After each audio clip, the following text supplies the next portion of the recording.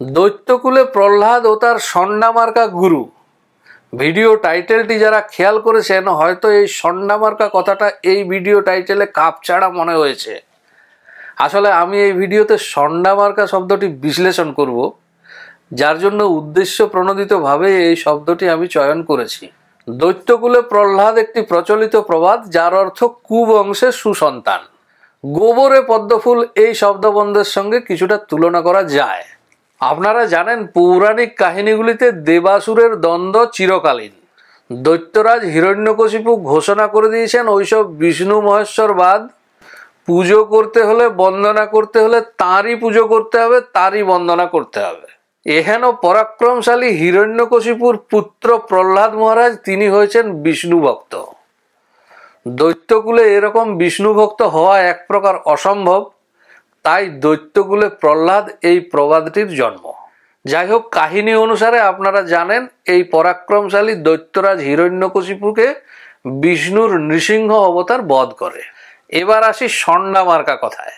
ষণ্ডামার্কা মানে বেশ বলশালী, বেশ দেহসৌষ্ঠব থাকবে এবং গোয়ার।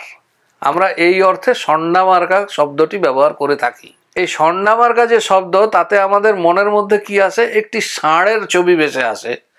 ষণ্ড মানে ষাঁড়। ষাঁড় যেরকম শক্তিশালী হয়, ষাঁড় যেরকম দৈহিক বিরাট আকারের হয়, অথচ গোয়ার হয়, এই ষাঁড়ের সঙ্গে আমাদের খানিকটা তুলনা আমাদের মস্তিষ্কে, আমাদের মনে এসে যায়।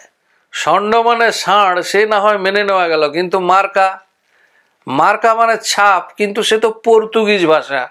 সংস্কৃত শব্দের সঙ্গে পর্তুগিজ শব্দের মেলবন্ধন একটু বিদঘুটে ঠেকে বই কি।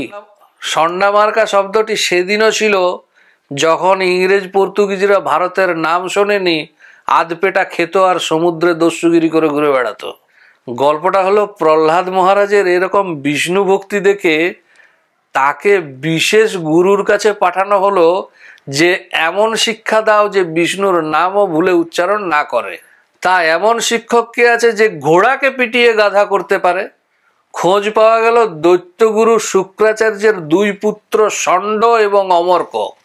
এই ষণ্ড এবং অমর্কের কাছে প্রহ্লাদ মহারাজকে পাঠানো হলো তার শিক্ষার জন্যে।